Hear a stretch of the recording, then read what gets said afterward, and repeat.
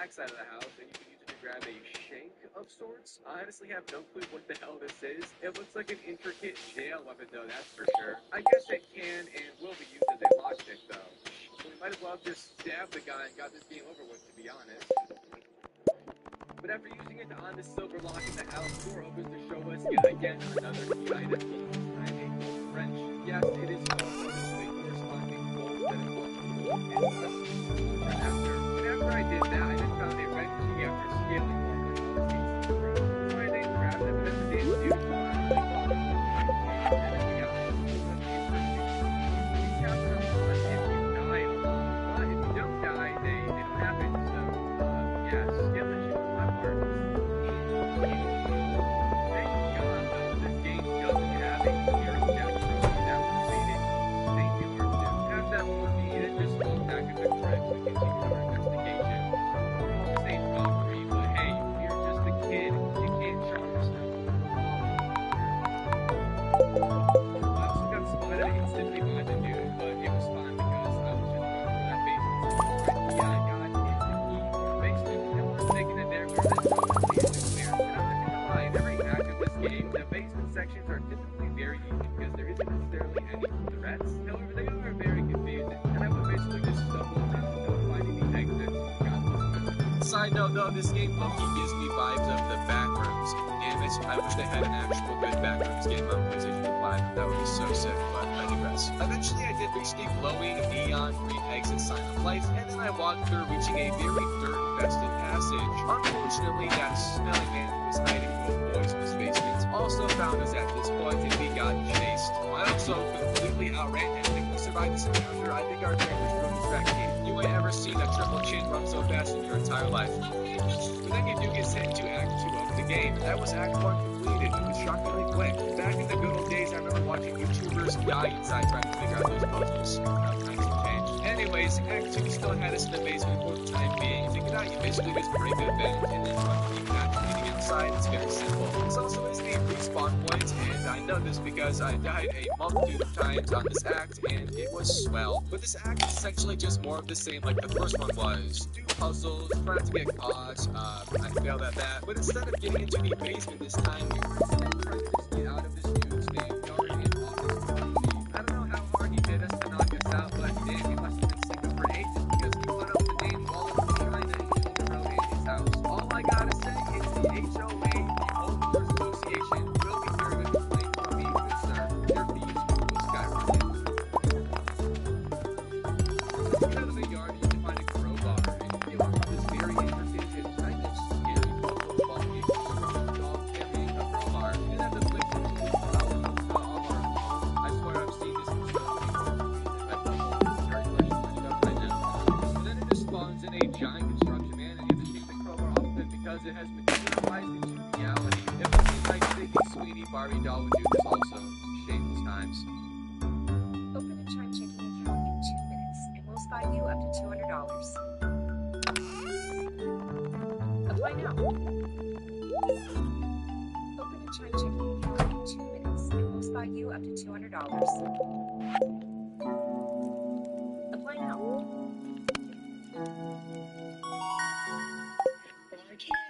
But with that acquired, you can then dip out by just unnailing these planks covering the exit. And this really makes me wonder, how does our neighbor ever leave his house for the essentials? You know, like food, water, extra lube, and court dates. It really is a mystery. But after leaving and walking across the road to finish Act 2 in a very sudden cut to happens with a below shot up at our character's badass skin. I've dated white girls with kids smaller than this thing. What is going on here? And as they cross the road, they gives us a death stare and close to the bridge that's the way. So now it's time for Act 3. And it's for the large, very large, time spent today, and where I quite literally died inside because it was so complicated. I almost wanted to cry. It's a big life, and the little lad here is all grown up. Now, don't hate me when I say this, but this is a pretty much kid market. We almost got a ticket. Kid market. 7 years for the girls. I mean, what's time to be behind? You just really have to be today. But yeah, I got evicted, and we got right back to the family house.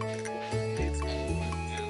Also, our neighbor's house seems to be in even worse shape. Turns out the HOA just killed that motherfucker. You never mess with the homeowner association solution to the lady. She will literally murder you. However, it was then time for Sleepy and we went to take a little nap. A bad dream then occurs, or is this just reality? The neighbor is back and his house is looking even more insane than last time. I'm not sure how he even managed to build all of this. He must have had to use his ultimate ability and call upon the Amish. It's truly the only solution.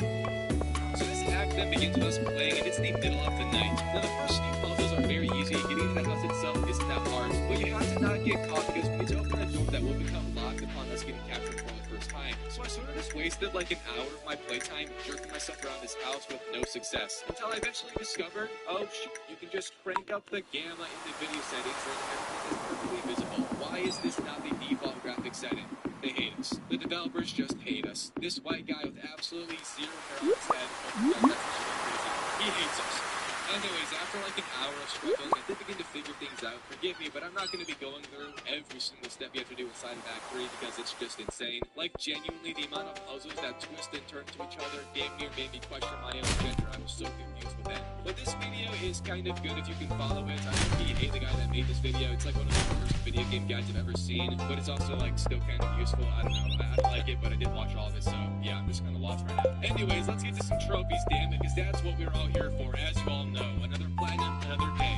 Or it's the other way. I think it's the other way around. Space Jam. Scoring 3 points was the first trophy I got today, about 2 hours into the game. And it's also by far the easiest trophy, at least in the normal slew of trophies that is, simply from taking a basketball at any point and then just throwing it at the basketball hoop outside the dude's house. It should pop instantly, and if it doesn't, then you're screwed. I'm sorry. Now, my next trophy was then called Bacon.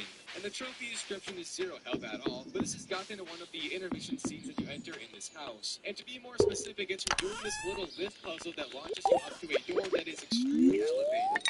After entering it, you then get sent to a dreamish sequence in a grocery store full of robots that are after us and want to kill us. This part pissed me off almost more than the gas prices rising every day. Haha, yeah, I care about social causes.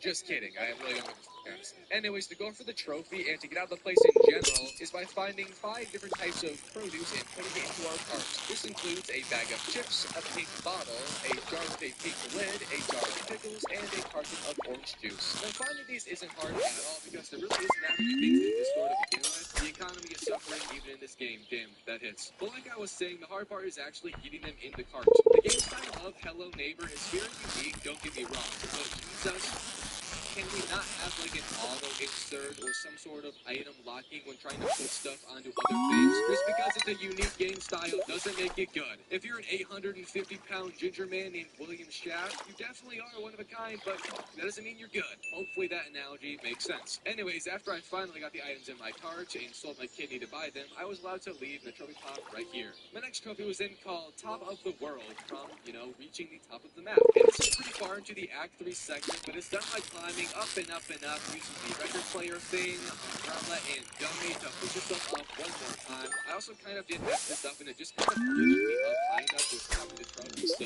so I guess in here the really loud. The next trophy was called This is one of the more in-depth trophies. This one has to find clear widgets with dust around the house and dust around the house as well. All of them are found within other storage areas, so you don't really have to do anything you would already have to do. And after finding them all and bringing them to the party room, the trophy will pop, and so does a massive birthday celebration. Oh yeah, you also get given a gun, so hell yeah, this is America after all. Now my next trophy is located the hardest trophy of the game, and it's called Get 'em George. And it's also the first power-up or ability we unlock in the game. We have to find the green key and then use it on the green lock to then get into this little mini-game intermission scene. And your goal is to cross the entire school, I guess. All the while, robots are running all around us trying to kill us. And they will without a second thought. I died over and over and over. I had absolutely no clue how to do this or what the damn bells meant that constantly went off. So I looked it up and, not a lot of people were very helpful. Just saying. Aside from this one dude who just said to go AFK and then come back and they will all go away. So I did that and I left my game running for about half an hour. Apparently only about 5 minutes to 10 minutes is needed, but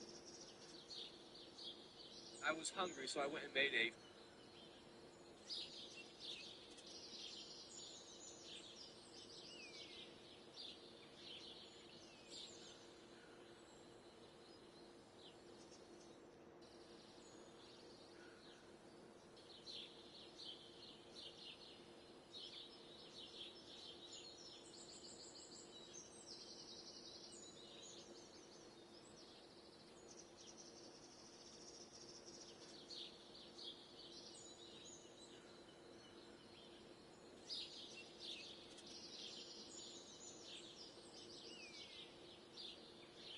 of ground beef for tacos in personal use.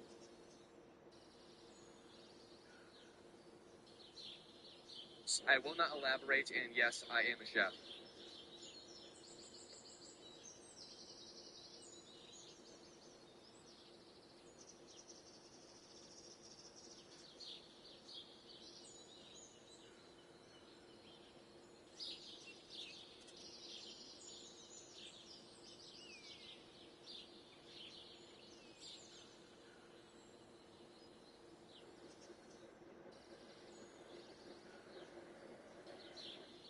When you get here and you see that golden light, you see the golf courses in that beautiful, pristine setting, it never fails to amaze me how that can really take your breath away. We are just an hour outside the city, but in Caledon's rolling hills, you can really feel like you found yourself in a true destination. Whether you're on the Heathlands, the Hood, or the North, each has their own kind of way of taking you out of that and just making people feel like they're truly getting away to a great golf destination. We joined the TPC network in 2018. We're Canada's only TPC network facility. And what that really means is a partnership with the PGA Tour to kind of deliver on that brand promise to golfers. We've spent a lot of time thinking about what to do here, planning what to do here. And all of that was done with a vision to ultimately build one of Canada's great golf destinations. When we were doing our process of figuring out who our next was going to be for point of sale, TC management, all the different things that kind of happened. But then when I finally came back to the game, it ended up working, and the place was as empty as my DMs are. So I scrambled, finally and escaped getting the Tony Club afterwards. Also, we now have like a second chance of getting caught by the neighbor ability. And speaking of abilities, the next one was a double jump ability and acquired by getting the red key and then taking it up into the floating house hanging off the side of the main house. And once inside the place, this kind of wasn't so much about combat, but much more about parkour and a little bit puzzle-based. Long story short, you just gotta climb higher and higher until you reach the very top, and then you perform a big boy jump, escaping the mini game and getting the trophy up. And now we can double jump on the game. At this point, I'll just go for the X3 now. And before I head into the finale, I did go through and get all the trophies in the game. I'm not really sure what I can do thing, but there are things on the Easter egg that lets you go through a wall and just give you the outside of the map. Like a built-in bug the developers put in the game. Once you are out here, you literally just wander into various areas to get trophies at certain places that give them, including the trophy, place doing the bug to begin with. And there's two things that for us, we got the show black trophy. Really a dummy on the road happening to get by a car. So did that before heading in here, so I guess the guy hit and watched them. Switching out into this ramp, all the areas that gave trophies.